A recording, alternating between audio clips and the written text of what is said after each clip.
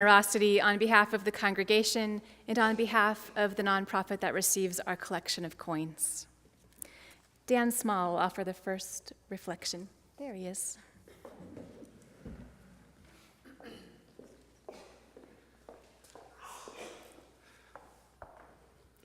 Good morning. Christine, I first came to church here 25 years ago, and I was a little nervous, not having done regular church since childhood. My initial ambivalence was tempered quickly with a welcoming community and your abilities in the pulpit. The thoughtful subjects of your sermons and their unique perspectives.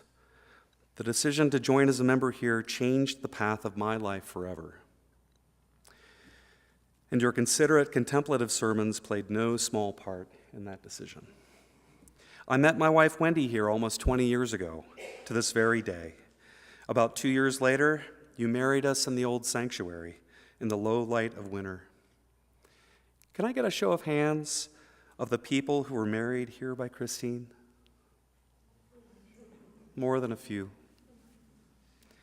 I served on the board with you starting in 2001 during some of those hard years. I put myself in a position of championing many of the difficult changes that you felt the congregation needed to make in order to successfully transition into a large church. We hired Jim Zacharias as our interim associate minister by spending down most of our budget reserves.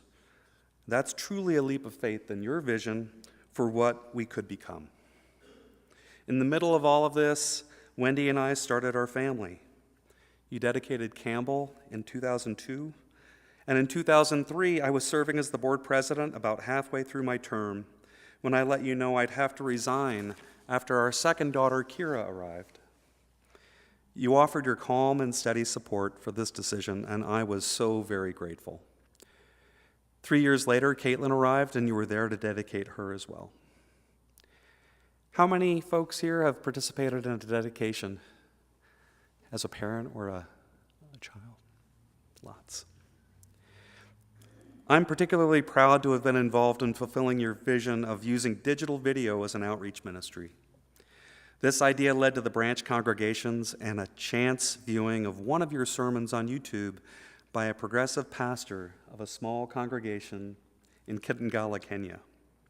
This in turn led to them becoming a sister congregation and our annual sponsorship of their orphanage's school tuition.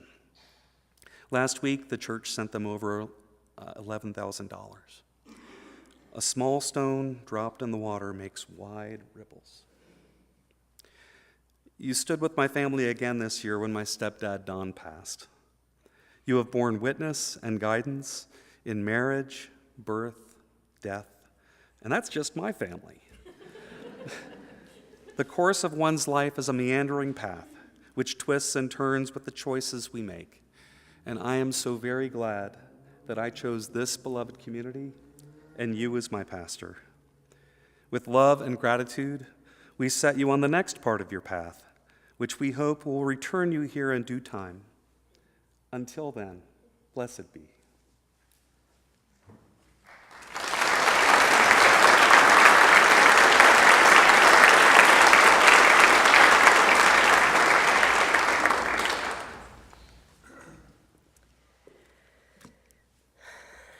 I came to this church for the first time in 2003 because of my sister.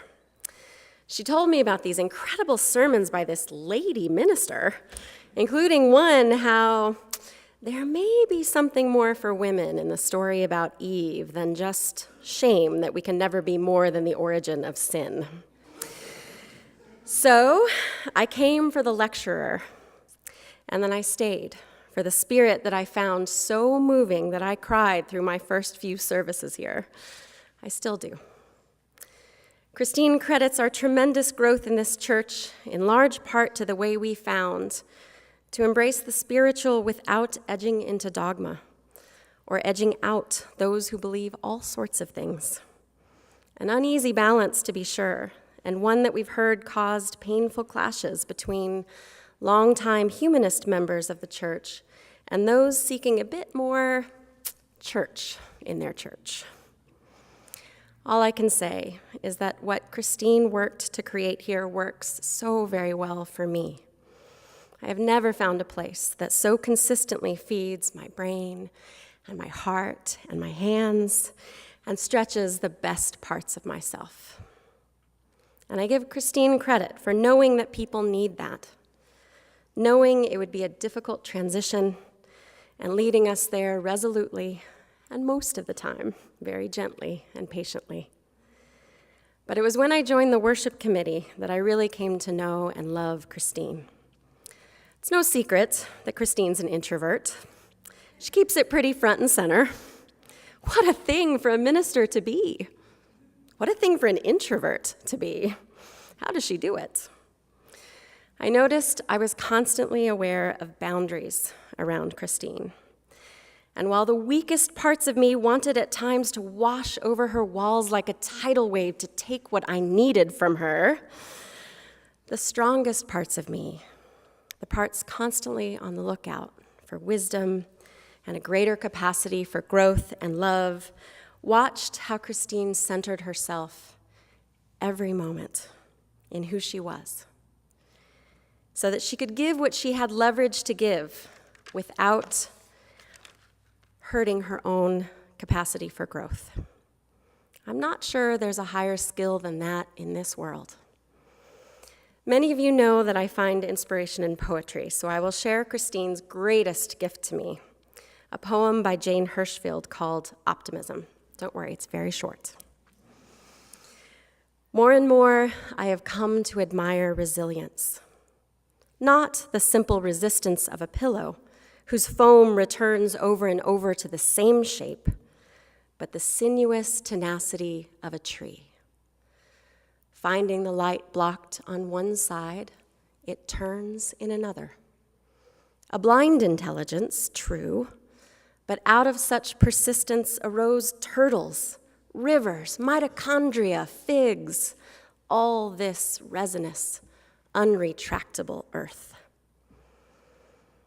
What I wish for Christine is that the weight of the lever between herself and her work in this world eases a bit, that she finds a way to effect change with as much power as she has always had, with a little less tax on herself.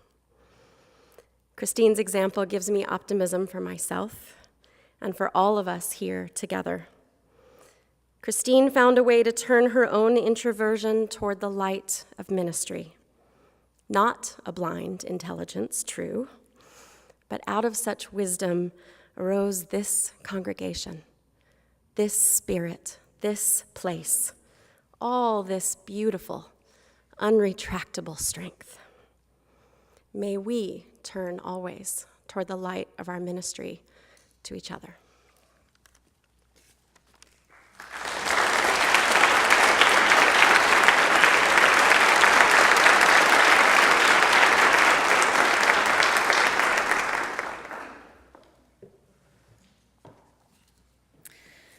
Seven and a half years ago, I had just been ordained as a Unitarian Universalist minister. I was about to graduate from Harvard Divinity School, and I was in search for a congregation in the Pacific Northwest. I had lived there all my life before setting out to become a minister, and I couldn't imagine at that time living anywhere else. The Southwest was not on my radar at all. Not only was it not the place I thought of as home, it also had never occurred to me to live somewhere with good weather. Such a good idea. But then people began to whisper in my ear, back in Boston, that Albuquerque was coming open. They'd be looking for an assistant minister, people said, and they really thought I should apply. I decided to take a look. Then I realized Christine was senior minister, and I knew her by reputation.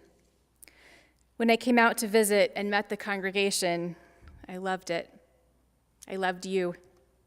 It was intriguing that the position was designed as a residency in large church ministry with the possibility of succeeding Christine in around 7 years. My kids would be grown by then, I noted. That felt like a long way off. In the end, as there was no guarantee I'd ever be anything other than an assistant minister here, when I was offered the position, the first reason I came was Christine.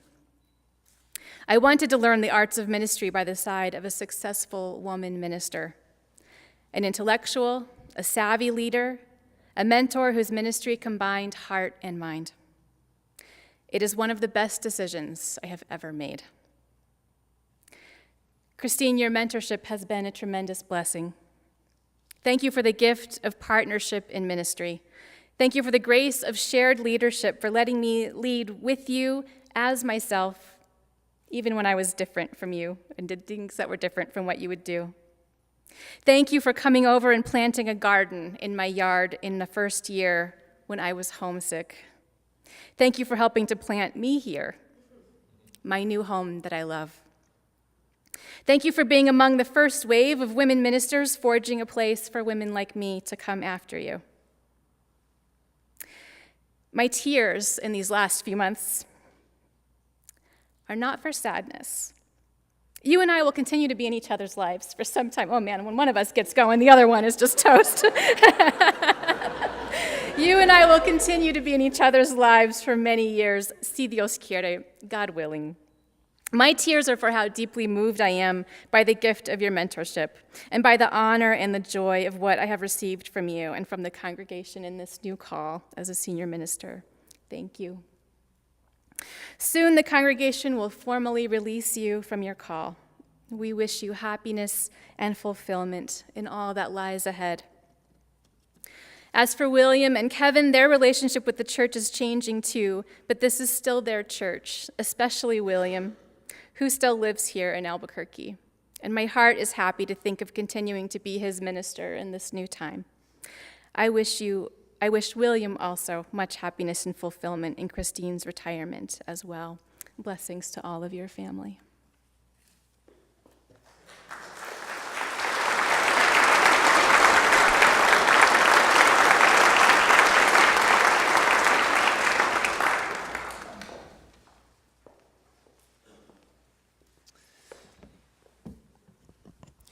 In the Unitarian Universalist tradition, the authority and the privilege of calling a minister rests solely and completely with the members of the congregation. That call is a choice, and it is a promise. Likewise, a Unitarian Universalist minister freely chooses to accept that call from the congregation. Her response is also a choice and a promise. Minister and congregation enter a sacred covenant based on those choices and those promises.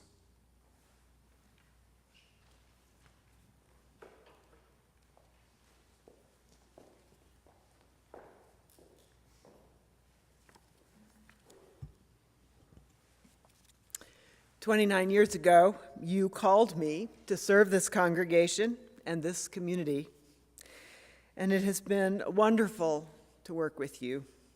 We've accomplished so much together. I love you, and I have served you to the best of my ability. But for everything, there is a season, and now it's time for me to retire and begin a new phase of my life, and for you to move forward with new leadership. And so I ask you formally to release me from this call."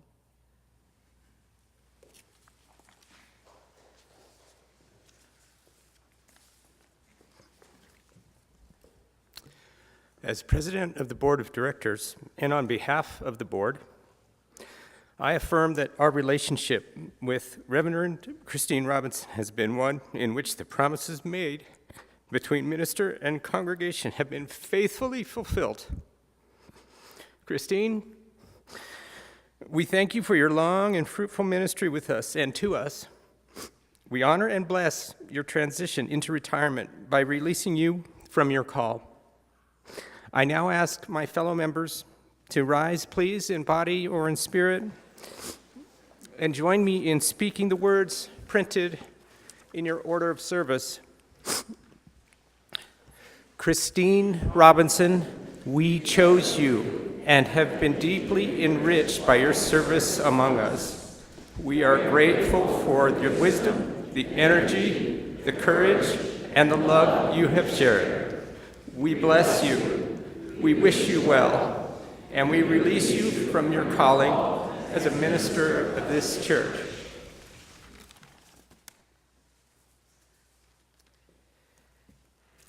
I chose you, and I treasure the fullness of our time together. We have ministered together well. I bless you, and I thank you for all the goodwill and trust you bestowed on me, and also for the parting gifts of beautiful words and pictures and a very exciting trip for William and me, which you've given us for the future.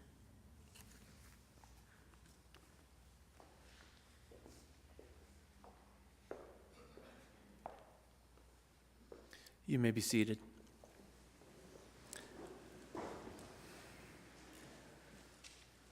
Though the rippling effects of Christine's ministry will continue on for many generations, today she has been formally released from her call. Blessed be this religious community, and blessed is the love that flows forward from sincere and caring relationships.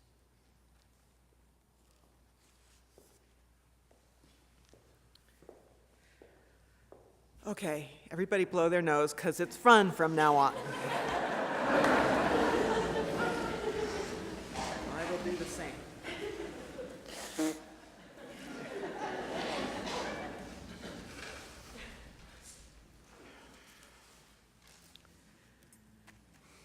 So, Angela, ever since you arrived here, we have, for vacations and sabbaticals and other times one of us was away, traded this artifact of unknown origin, which appeared in the office one day as our sign of who was in charge. It looks a little like a key, and it's been for us a symbolic key. A key gives access to places of ministry, the offices, the sanctuary, the meeting room, the storage places. But key is also a symbol of larger access, because there are key ideas and keys to success and keys to hearts.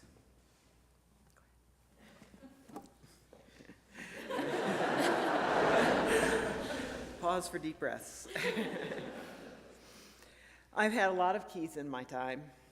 Most of them I keep in my beautiful memories, but this symbolic one I give to you. All the locks I've found and opened around here are yours now. And it's all yours, and you have lots of goodwill and lots of good health. Thank you.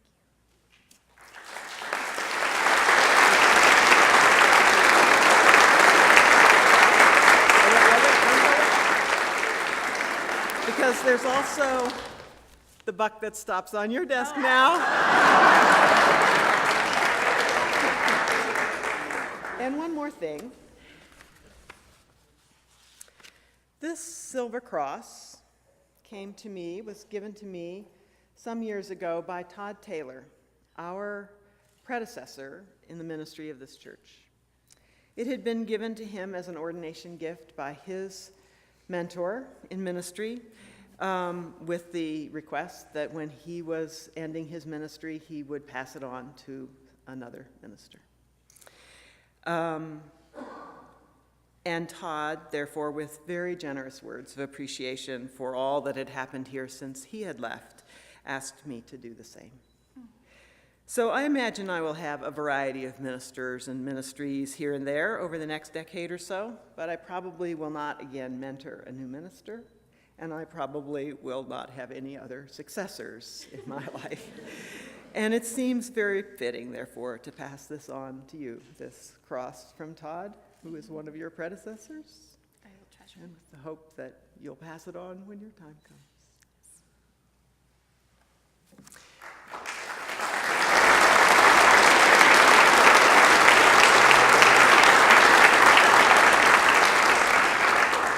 And now, finally, here are the real keys. The three keys that give access to almost everything around here. Once upon a time, I carried about a dozen keys, but as we've gotten bigger, we've also gotten more organized. This is and always was and always will be your congregation. You invited me to be your leader. Now, by mutual consent, we have moved on. And so, through Paul Brown, who so ably cares for your buildings and your finances, I return to you your keys.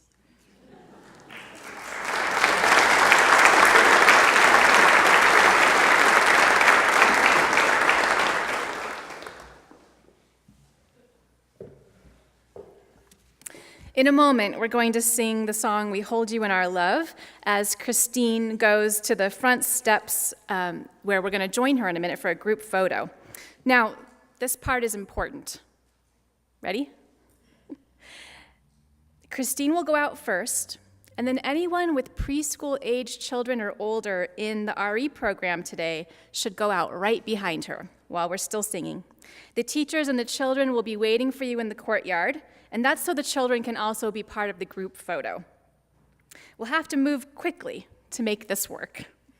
Christine will go out first, RE parents right behind her, and then the rest of us will join them out there right on the steps to the sanctuary for a photo, after which you're invited for a reception in the social hall.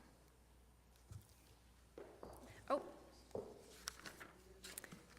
A closing prayer. With full hearts, we lift up our prayers of thanks for a long and successful ministry, for community and friendship and care. May love pour down on Christine and her family in this time of celebration, grief, and transition. May she go out surrounded by our gratitude and care. May love's light shine upon her and bless her path. May love shine upon each person here, and may love bless us and keep us until we are gathered again. Amen.